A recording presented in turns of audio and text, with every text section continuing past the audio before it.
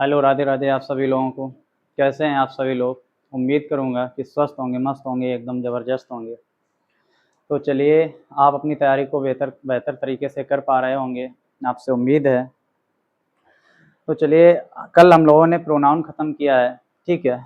सबसे पहले हमने अल्फ़ाबेट जाना कि अल्फ़ाबेट क्या होता है। उसके बाद नाउन को जाना 2 क्लासों में बहुत अच्छे तरीके से कि नाउन क्या होता है। उसके बाद प्रोनाउन, और आज हमारी जो क्लास है वो है वर्ब, यानी वर्ब क्या होती है। आज हमारी वर्ब की फर्स्ट क्लास है। आज हम लोग सीखेंगे कि वर्ब यानी क्रिया, क्रिया क्या होती है। तो चलिए आइए, आप सभी लोगों को राधे राधे। चलिए,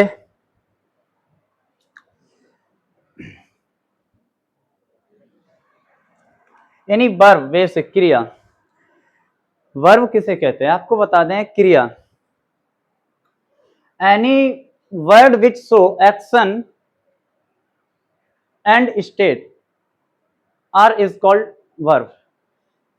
यानी वर्ब वो होती है क्रिया जो किसी सेंटेंस में, यानी जो एक्शन, जो क्रिया को दर्शाई जाती है या अवस्था को, उसे हम वर्ब कहते हैं। डेफिनेशन है, a verb is a word that express an action और स्टेट। अभी तक हम लोग क्या जानते थे कि यानी एक्शन का होना, किसी क्रिया का होना वर्ब कहलाती है, बट ऐसा नहीं है। एक्शन और स्टेट आपको बता दें, वर्ब वो होती है जहां एक्शन शो हो या स्टेट शो हो, वो क्या कहलाएगी आपको? वर्ब कहलाएगी। Being to happening in a sentence, यानी किसी वाक्य में होना या किसी कार्य का किया आदि को व्यक्त करने वाले शब्द को वर्ब कहते हैं। आपको बता दें, कोई एक्शन होना, जैसे मैंने कहा है कि वर्ब यानी एक्शन को दर्शाती है, एक्शन शो करेगी, वो वर्ब होगी। और मैंने कहा है एनी स्टेट, स्टेट क्या होती है? यानी किसी की अवस्था को दर्शाना, वो वर्ब कहलाती है। एक्शन वो होता है जैसे I slap,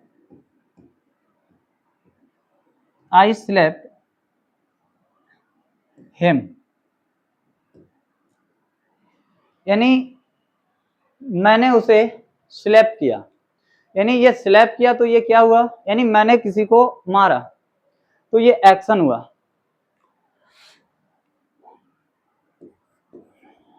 I am walking in the morning, यानी यहाँ पे ये क्या है? वर्ब है, लेकिन कैसी वर्ब है? एक्शन शो कर रही है। क्यों? यानी वॉकिंग माने होता है चलना। जब आप चलोगे तो कोई एक्शन होगी, आप खेलोगे कोई एक्शन होगी, आप जैसे कुछ खा रहे हो तो वो क्या है? एक्शन। यानी जब भी कोई एक्शन हो तो वो एक्शन वर्ब कहलाएगी। स्टेट वर्ब वो होती है किसी की अवस्था को दर्शाना। आई बिलोंग टू फरुखाबाद, यानी आई बिलोंग टू फरुखाबाद, मैं फरुखाबाद रहता हूं। क्या कोई एक्शन हुआ यहाँ पे? नहीं हुआ ना। आई हेट यू, मैं तुमसे नफरत करता हूं, यानी हम आपकी भावना को दर्शा रहे हैं, फीलिंग को। तो यहाँ कोई एक्शन नहीं हो रहा है, तो ऐसी वर्ब स्टेट वर्ब कहलाती है। जब कोई एक्शन हो, जैसे रन, दौड़ रहा हूं, ये कैसी वर्ब होगी? ये एक्शन शो कर रही है, तो वो एक्शन वर्ब कहलाएगी। स्टेट वर्ब वो होती है जो किसी की अवस्था को दर्शाती। ठीक है, तो चलिए आपको बता दें, किसी भी वाक्य के निर्माण के लिए वर्ब का होना सबसे जरूरी है, अन्यथा वाक्य का निर्माण अधूरा होगा। आपको बता दें, वाक्य को कहते हैं सेंटेंस। यदि किसी भी सेंटेंस में वर्ब नहीं है तो वो सेंटेंस इनकम्प्लीट सेंटेंस कहलाएगा। किसी वाक्य में क्रिया का होना जरूरी है। क्रिया यानी सब्जेक्ट को दर्शाता है कि वो जैसा सब्जेक्ट है वो क्या कर रहा है। क्रिया का काम ये है। यदि किसी भी सेंटेंस में वर्ब नहीं है तो वो सेंटेंस इनकम्प्लीट होगा, यानी वो अर्थपूर्ण सेंटेंस नहीं होगा। जैसे आपसे हम कह दें कि ये क्या है, ये गो, तुम जाओ, गो का मतलब है तुम जाओ, गो माने जाना, तो ये एक्शन यहाँ पे हो रहा है ना, लेकिन गो इंपरेटिव सेंटेंस, यानी यहाँ पे यू छिपा हुआ है, लिखा है सबसे छोटा सेंटेंस है। ये जो गो है इसका हिंदी मीनिंग है तुम जाओ, सबसे छोटा सेंटेंस है जिसका मीनिंग है तुम जाओ, जिसमें यू सब्जेक्ट पहले से इम्प्लाइड है, यानी गो से निकल रहा है जाना, और कौन जाएगा, तुम ही तो जाओगे, तो इसमें यू छिपा हुआ है। यदि वर्ब को हटा दिया जाए, यदि वर्ब को हटा दिया जाए तो वाक्य का अस्तित्व ही खत्म हो जाएगा। अगर हम इस वर्ब को हटा दें तो यू क्या है, हमें तो कुछ भी नहीं दर्शा रहा है, यानी विदाउट वर्ब के सेंटेंस इनकम्प्लीट। सेंटेंस में वर्ब का होना जरूरी है, यानी सेंटेंस में सब्जेक्ट और वर्ब है तो ठीक है, ऑब्जेक्ट हो या ना हो ये कोई डिमांड नहीं है, ठीक है, ये आप कोई माने नहीं है, लेकिन वर्ब का होना जरूरी है। वर्ब किसे कहते हैं, एनी वर्ड सो एक्शन और स्टेट इज कॉल्ड वर्ब, यानी जो एक्शन को दर्शा रहा है, जो क्रिया को दर्शाती है, जो अवस्था को बताती है, उसे हम क्रिया कहते हैं, ठीक है। नेक्स्ट है कि वर्ब कितने प्रकार के, यानी अभी हम लोगों ने वर्ब जाना। अब टाइप ऑफ वर्ब, यानी एक होता है ऑक्सिलरी वर्ब जिसको हम लोग बोलते हैं हेल्पिंग वर्ब, और एक होता है मेन वर्ब और लिंकिंग वर्ब। तो ऑक्सिलरी वर्ब क्या होती है, यानी इसे बोलते हैं हेल्पिंग वर्ब। तो आपको बता दें ऑक्सिलरी वर्ब यानी हिंदी में सहायक क्रिया, हिंदी में क्या कहेंगे इसको, सहायक क्रिया।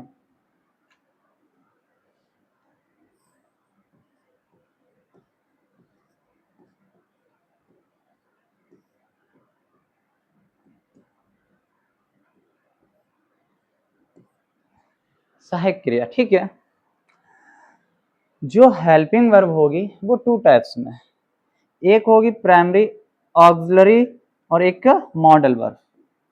तो जानते हैं जी प्राइमरी ऑक्सिलरी वर्ब कौन सी होती है, जो वी की फॉर्म, वी है, डू है, हैव है, इनकी फॉर्म वर्ब कैसी होंगी, प्राइमरी। और modal will, shall, should, would, can, may, might, must, ought to, ये मेरी कैसी वर्ब है, मॉडल वर्ब है, ठीक है। यदि हम आपसे कहें वी की फॉर्म, यानी प्राइमरी ऑक्सिलरी एक वी होगा, डू होगा और हैव। मॉडल वर्ब कौन कौन सी होती हैं, will, shall, should, can, could, may, might, ought to और मस्ट, ये कैसी वर्ब हैं, मॉडल वर्ब कहलाएंगी। और प्राइमरी वी, डू, हैव, मतलब इस फॉर्म की जो भी वर्ब होंगी वो कैसी होंगी, प्राइमरी वर्ब, ठीक है। नेक्स्ट है कि मैन वर्ब क्या होता है, यानी जिसको हिंदी में कहते हैं मैन, मैन माने होता है मुख और वर्ब माने क्रिया, तो इसको हम क्या कहेंगे, मुख्य क्रिया, ठीक है। देखो मुख्य क्रिया क्या होता है, एक इंट्रांसिटिव वर्ब और ट्रांसिटिव वर्ब। ट्रांसिटिव और इंट्रांसिटिव क्या होगा, आपको बता दें कि ट्रांसिटिव वर्ब वो वर्ब होती है जिसमें ऑब्जेक्ट होता है, वो ट्रांसिटिव वर्ब, यानी जिसमें ऑब्जेक्ट, नो ऑब्जेक्ट, वो कैसी वर्ब होगी? इंट्रांसिटिव। इंट्रांसिटिव वर्ब में ऑब्जेक्ट नहीं होता है और ट्रांसिटिव वर्ब में ऑब्जेक्ट का होना जरूरी होता है। जैसे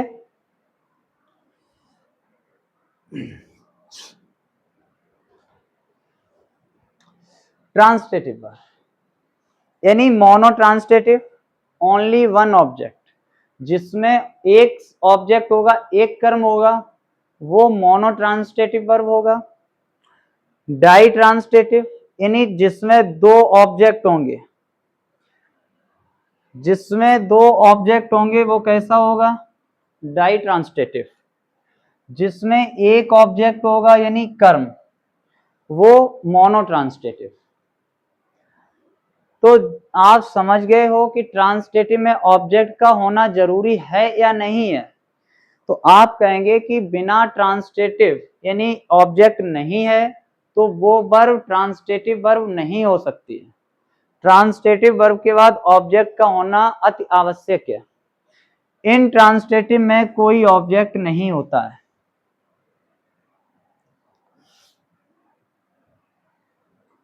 जैसे वर्ब यानी किसी वाक्य सेंटेंस में सब्जेक्ट, रिपीट करवा रहे दोबारा, देखो किसी वाक्य सेंटेंस में यानी सब्जेक्ट, सब्जेक्ट को हिंदी में क्या कहते हैं? कर्ता। जो काम को करने वाला होता है यानी उसे क्या कहते हैं? कर्ता कहते हैं। क्या कार्य, एक्शन, मतलब क्या कार्य हो रहा, क्या एक्शन हो रही है, कि आप चल रहे हो, कि आप किसी को पीट रहे हो, कि आप खा रहे हो, आप क्या एक्शन कर रहे हैं, ये क्या होती है? एक्शन। इसका पता वर्ब के माध्यम से चलता है।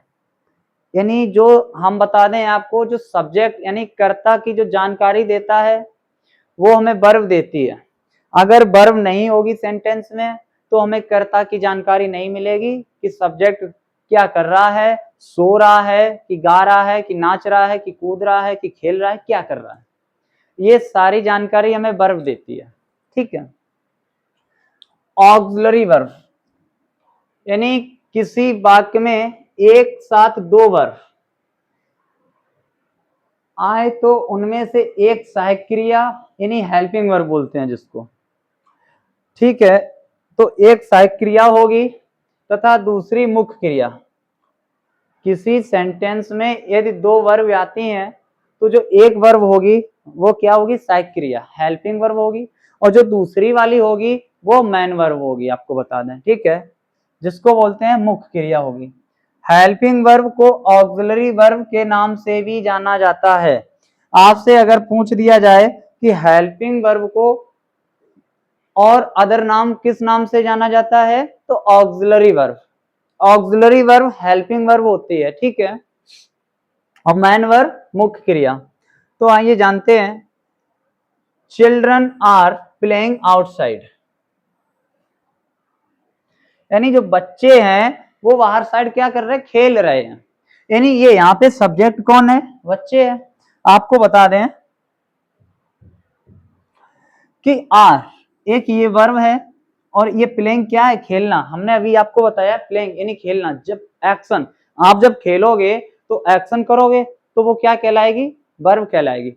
वट कैसी वर्ब है? यानी ये आपकी जो वर्ब है वो मैन वर्ब कहलाएगी। कैसी? Main verb. ठीक है। आर ये क्या है? यहाँ पे हेल्पिंग वर्ब है। ठीक है।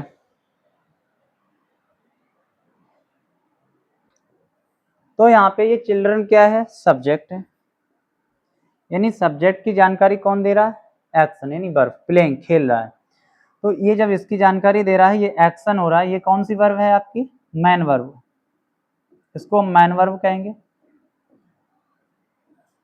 और आपको बता दें ये जो आर है ये क्या है? हेल्पिंग वर्ब है।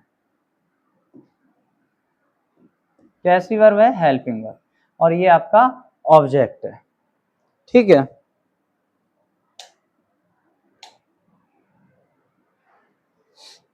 नेक्स्ट है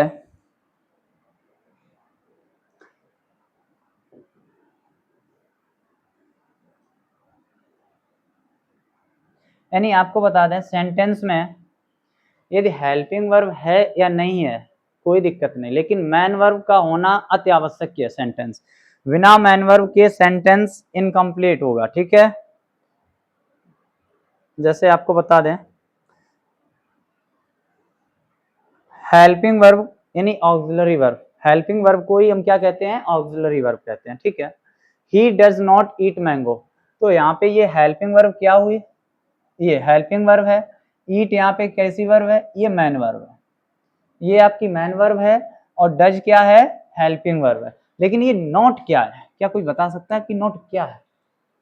या आप किसी से पूछना किसी सेंटेंस में कि नॉट क्या, ये तो हेल्पिंग वर्ब है मान ली, ठीक है, और ये मैन वर्ब का काम कर रही है, ये सब्जेक्ट है और ये ऑब्जेक्ट है, यहाँ पे नॉट क्या है, नॉट की पार्ट ऑफ स्पीच क्या है? नॉट अभी हम आपको बता दें कि जो एडवर्ब है, यहाँ पे नॉट एडवर्ब है भाई, ये हेल्पिंग वर्ब और मैन वर्ब के बीच में ही आता है नॉट, तो वो क्या है, एडवर्ब है, ठीक है। प्राइमरी ऑक्सिलरी वर्ब, विभिन्न टेंस के निर्माण के लिए हम कुछ हेल्पिंग वर्ब का यूज करते हैं, जैसे वी डू है। आपको बता दें जो हेल्पिंग वर्ब है यानी प्राइमरी ऑक्सिलरी वर्ब है, ये तीन होती हैं, एक होता है वी, डू और हैव। अभी हम बताएंगे कि वी की फॉर्म कितनी होती हैं और डू की फॉर्म क्या होता है और हैव। आपसे अगर कोई पूछे कि जो प्राइमरी वर्ब है यानी ऑक्सिलरी वर्ब है ये कितनी होती हैं, तीन होती हैं। कौन कौन सी, वी, डू और हैव, जिनको हेल्पिंग वर्ब के साथ साथ मैन वर्ब के रूप में भी जाना जाता है, यानी इनको हम मैन वर्ब के रूप में भी जानते हैं। जो मेरी ऑक्सिलरी वर्ब हैं उनको हम मैन वर्ब के रूप में भी जानते हैं, यानी किसी सेंटेंस में ये मैन वर्ब का कार्य करेंगी, यानी मुख्य क्रिया का कार्य करेंगी यही वर्ब, जानते हैं। जो ये थ्री होती हैं अभी मैंने आपको बताया, वी की फॉर्म, आपसे कोई पूछ दे कि वी की फॉर्म तो क्या है, is, am, are, was, were, ये क्या है, वी की फॉर्म है। आप याद कर लीजिए कि बी की form is, am, are, was, were, ये बी की फॉर्म कहलाते हैं। डू की फॉर्म डू, डज, डिड, ये किसकी है, डू की फॉर्म। हैव की फॉर्म यानी हैज, हैव और हैड, ये हैव की फॉर्म है। तो आपने क्या सीखा कि बी की फॉर्म कौन कौन सी होती हैं, is, am, are, was, were. Did की form did, do, does. Have की फॉर्म हैज, हैव और हैड, ठीक है। तो वी यानी वीइंग और वीन, ये क्या है, ये फर्स्ट फॉर्म कहलाएंगे आपके, क्या, फर्स्ट फॉर्म, यानी डू, डू, डिड, डन और डच। अभी आपको बताएंगे कि ये फर्स्ट फॉर्म है, ये सेकंड है, ये थर्ड है और फोर्थ है कि फिफ्थ है, ये अभी हम आपको बताएंगे, ठीक है। हैव में क्या है, हैव, हैड और हैज। जैसा कि आपको हम बता दें कि मॉडल्स क्या होते हैं, हमने अभी क्या सीखा, वी की फॉर्म सीखी, is, am, are, was, were. Did की फॉर्म सीखी, डू, डज, डिड। और हैव की फॉर्म सीखी, हैज, हैव, हैड। अब हम जानते हैं कि मॉडल क्या, यानी मॉडल्स वाक्य में किसी पॉसिबिलिटी यानी संभावना, पॉसिबिलिटी बोलते हैं किसी संभावना, इंटेंशन यानी इरादा, किसी की कोई इरादा यानी कोई संभावना, जैसे अभी हम कहते हैं आज वर्षा होने वाली है या कुछ भी कहते हैं, कोई संभावना यानी कोई आपकी इरादा हो, इंटेंशन। परमिशन स्वीकृत अथवा नेसेसिटी जरूरत, आवश्यक आदि को दर्शाने के लिए हम मॉडल्स यानी ऑक्सिलरी वर्ब की आवश्यकता होती है जो मैन वर्ब के साथ प्रयुक्त होती है। मॉडल्स, तो मॉडल्स अभी आपने जाना पीछे कि मॉडल्स क्या होता है, तो आइए, ये है प्रेजेंट टेंस फॉर्म और ये है पास्ट। कैन, ये प्रेजेंट टेंस फॉर्म है और इसकी सेकंड फॉर्म क्या हो जाएगी, यानी पास्ट में कुड। ये कैसी वर्ब है, सारी की सारी आपको बता दें मॉडल्स हैं। कैन पास्ट में कुड, मैं ये प्रेजेंट है और माइट इसकी सेकंड यानी पास्ट फॉर्म है। विल वुड, शैल का शुड, मस्ट का नो फॉर्म, यानी मस्ट का मस्ट ही रहेगा, कोई फॉर्म नहीं इसकी। नीड की कोई फॉर्म नहीं, डेयर की नो फॉर्म, यूज या यूज टू तो हो जाएगा यूज्ड टू, और आउट टू ये पास्ट की है और इसकी प्रेजेंट की कोई फॉर्म नहीं है। तो ये आप लोग याद कर लेना कि ये कैन है ये प्रेजेंट टेंस की फॉर्म है और ये जो कुड है ये पास्ट की है।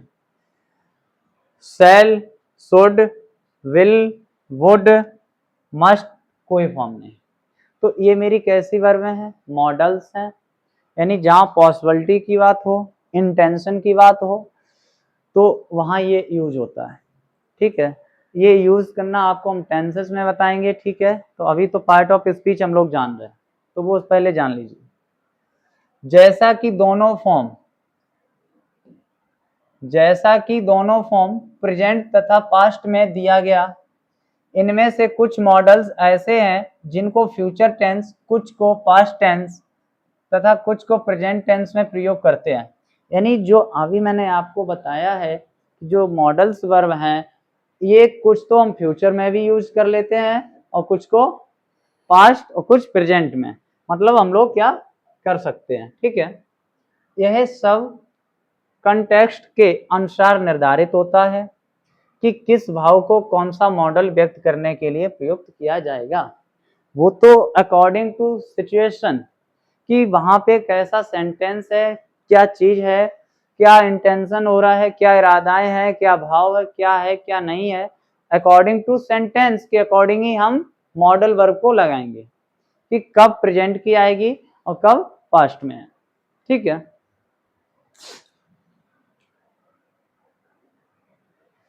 जैसा कि he can do this work easily, तो ये किस में ले ली मैंने, प्रेजेंट में। अगर पास्ट में हो जाती तो क्या हो जाता, यानी could. others could not reach the station on time, यानी आदर्श जो है समय से स्टेशन नहीं पहुंच पाया। आपको बता दें तो ये यहाँ पे क्या है, यानी संभावना है। तो कुड ये पास्ट की फॉर्म है और ये प्रेजेंट, कैन कैसी है, प्रेजेंट की फॉर्म। दोनों वर्ब कैसी वर्ब है आपसे पूछा जाए तो मॉडल्स वर्ब है। कैसी वर्ब है, मॉडल्स हैं। ठीक है, जैसे कुड का यूज पास्ट तथा प्रेजेंट, यानी जो है कुड का यूज, ये आपको बता दें कुड का यूज पास्ट तथा प्रेजेंट दोनों में किया जा सकता है। जो कुड का है वो पास्ट और प्रेजेंट दोनों में हम यूज कर सकते हैं। यह पास्ट फॉर्म में होती है। किस फॉर्म में होती है, पास्ट फॉर्म में। जैसे ही कुड नॉट, इसका मतलब है कुडंट का यानी नॉट। ठीक है,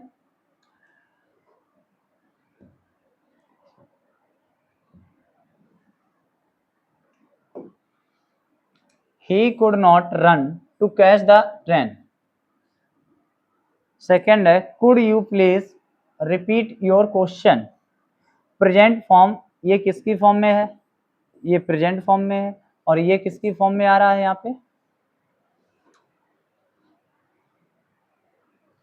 पास्ट की फॉर्म में आ रहा है। ठीक है, तो अभी हमने क्या सीखा, जो कुड है ये हम प्रेजेंट और पास्ट दोनों के फॉर्म में यूज कर सकते हैं, यानी कैन का कुड और कुड का कैन हो सकता है। ठीक है,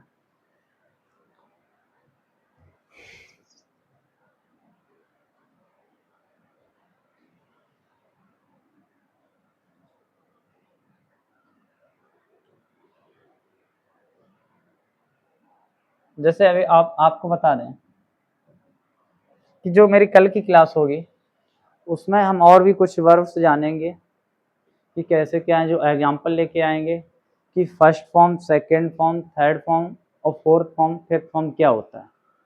ठीक है, वो हम लोग कल की क्लास में जानेंगे। तो आज हम लोगों ने क्या क्या सीखा, एक बार रिपीट कराया। आज हम लोगों ने जाना है कि वर्ब क्या होता है।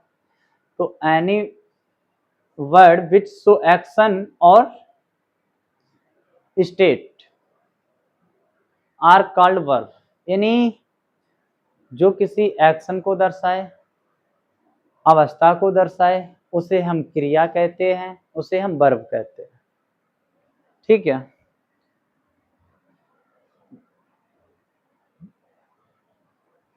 किसी वाक्य में होना या किसी कार्य का किया जाना आदि को व्यक्त करने वाले शब्द को ही हम वर्ब कहते हैं। आप कोई कार्य कर रहे हैं, उस कार्य को व्यक्त करेंगे तो उसे हम वर्ब कहेंगे। क्यों? वहां आप कोई भी यदि कार्य करोगे तो एक्शन होगा। आप खाना खा रहे हो, ये कार्य कर रहे हो ना, लेकिन ये क्या है? एक्शन हो रहा है। आप चल रहे हो तो ये क्या है? एक्शन है।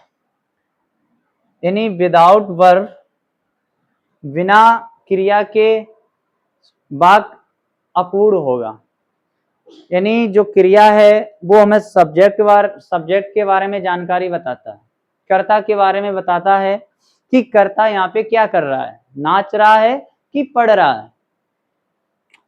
पढ़ना क्या है? हम लोग पढ़ते हैं ना, तो ये भी एक एक्शन है। लिखना क्या है? ये भी एक एक्शन है। तो आपसे अगर आज के बाद कोई भी पूछे कि बताओ मैं ये लर्न कैसी वर्ब है, यानी वर्ब ऑफ स्टेट है या एक्शन है, तो आप क्या बताओगे? ये एक्शन वर्ब है। क्यों? याद करना, कोई गा गा के याद कर रहा है, कोई मन में याद कर रहा है, कोई सपने में याद कर रहा है, तो ये क्या है? Action verb.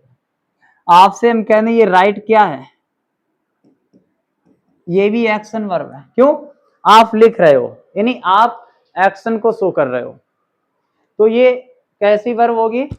Action verb. जैसे हम कुछ एग्जांपल लेते हैं। प्ले, प्ले माने खेलना। आप खेल रहे हो, वहां भी एक्शन कुछ हो रहा है। यानी डांस, आप डांस कर रहे हो, वहां भी कुछ एक्शन हो रहा है।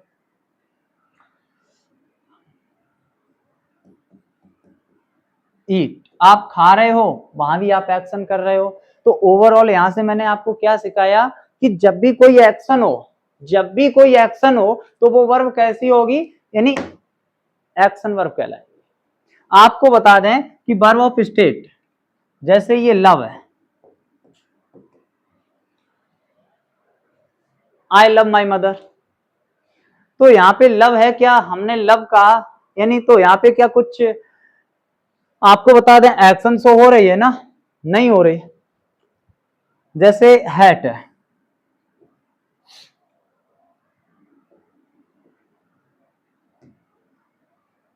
यानी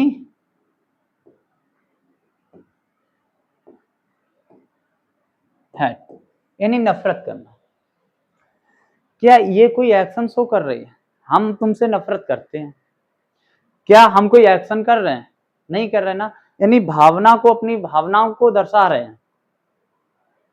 तो जे मेरी वर्ब कैसी सारी ऐसी वर्ब होंगी? स्टेट वर्ब, जिसको क्या कहते हैं? यानी अवस्था। तो वर्ब एक एक्शन वर्ब होगी और एक स्टेट। ठीक है, और क्या जाना आज? आपको बता दें किसी भी वाक्य के निर्माण के लिए वर्ब का होना आवश्यक है, यानी जरूरी है, अन्यथा वाक्य का निर्माण अधूरा होगा, यानी वो वाक्य नहीं कहलाएगा। जिसमें वर्ब नहीं होगी, जिस वाक्य में वर्ब नहीं होगी, वो वाक्य नहीं कहलाएगा, क्योंकि अन्यथा वाक्य का निर्माण अधूरा है। वो वाक्य हो ही नहीं सकता है, उसका निर्माण कार्य क्या है? अधूरा है। विदाउट वर्ब के वाक्य अधूरा होगा। ठीक है, उसके बाद मैंने जाना कि जो सबसे छोटी वर्ब है, यानी इंपरेटिव, यहाँ पे यानी एग्जांपल लिया था गो। तो गो एक ऐसी वर्ब है इम्परेटिव। इम्परेटिव सेंटेंस वो सेंटेंस होता है जो वर्ब की बेस फॉर्म से ही स्टार्ट होता है, उसे हम इम्परेटिव सेंटेंस कहते हैं। सबसे छोटा सेंटेंस है जिसका मीनिंग है तुम जाओ, जिसमें यू सब्जेक्ट पहले से इम्प्लाइड है, यानी यू यहाँ पे पहले से ही छिपा। आपको बता दें जो इम्परेटिव सेंटेंस होता है उसमें सब्जेक्ट ऑलरेडी छिपा हुआ होता है, और वो सब्जेक्ट क्या होता है, यू होता है। हमेशा इम्परेटिव सेंटेंस वर्ब की बेस फॉर्म से ही स्टार्ट होगा, ठीक है। उसके बाद मैंने वर्ब जाना कि ऑक्सिलरी वर्ब क्या होता है। ऑक्सिलरी वर्ब को ही हम हेल्पिंग वर्ब भी कहते हैं। वी, डू और हैव, ये कितनी वर्ब में होती हैं, 3, ठीक है। ऑक्सिलरी वर्ब में क्या क्या आता है, एक प्राइमरी और एक मॉडल। जो प्राइमरी है वी, डू और हैव, वी की फॉर्म मैंने आपको बताया था कि वी की फॉर्म कौन कौन सी होंगी, is, am, are, was, were, ये 5 कितने वी की फॉर्म है। जो डू की फॉर्म होंगी वो डिड, डू और डच, ये डू की फॉर्म है। हैव की फॉर्म हैव, हैज, हैड, ये हैव की फॉर्म है। इसके बाद मैंने जाना कि मॉडल्स क्या होता है। Will, shall, should, would, can, may, could, might, must, ought to, ये मेरे क्या हैं, मॉडल्स हैं। यानी मैन वर्ब क्या होती है, मैन वर्ब एक इंट्रांसटेटिव वर्ब और इंट्रांसटेटिव वर्ब। इंट्रांसटेटिव वर्ब इनमें ऑब्जेक्ट नहीं होगा, यानी विदाउट ऑब्जेक्ट, जिस सेंटेंस में ऑब्जेक्ट नहीं होगा वो वर्ब कैसी कहलाएगी, इंट्रांसटेटिव वर्ब कहलाएगी। और आपको बता दें कि ट्रांसटेटिव वर्ब वो होती है जिस वाक्य में ऑब्जेक्ट का होना अति आवश्यक है, यानी जिस सेंटेंस में ऑब्जेक्ट है तो वो जो वर्ब होगी वो मेरी ट्रांसटेटिव वर्ब कहलाएगी, और एक ऑब्जेक्ट है तो वो मोनो ट्रांसटेटिव, यदि 2 ऑब्जेक्ट हैं तो डाई ट्रांसटेटिव। इसके बाद मैंने क्या जाना कि ऑक्सिलरी वर्ब किसी वाक्य में एक साथ 2 आए, यानी जिसको हेल्पिंग वर्ब बोलते हैं।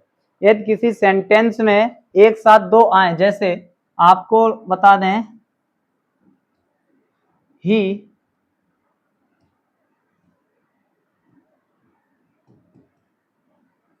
इज रीडिंग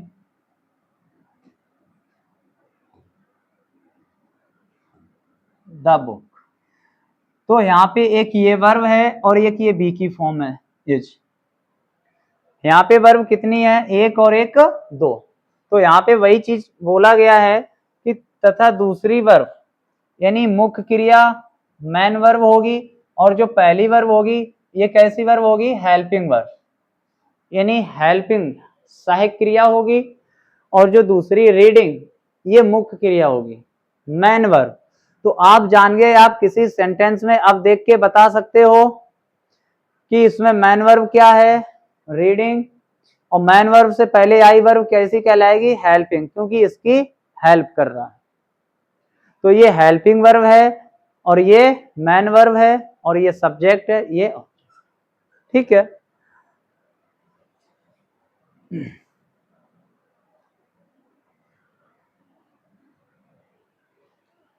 ये सारी वर्बें आपको बता दी कि वी की फॉर्म 5 होती हैं, डू की 3 और हैव की 3, ये हेल्पिंग वर्ब कहलाएंगे, और ये जो भी हैं ये मैन वर्ब, यानी मॉडल्स भी आपको बता दिए हैं। अब जो हमारी कल की क्लास होगी इंग्लिश की वर्ब की सेकंड क्लास, उसमें हम एक एक वर्ब को लेके यानी बताएं तो डीपली सीखेंगे। तो आपसे उम्मीद करेंगे जो भी आज आपने पढ़ा है, यानी यहाँ से जो भी आपने सीखा है ये कल पढ़ के आए और याद करके आए, जो नेक्स्ट क्लास आपको अच्छे से समझ में आ सके, ठीक है। तो सभी को मेरी तरफ से राधे राधे, जय हिंद, मेहनत करते रहिए बरकरार, ठीक है।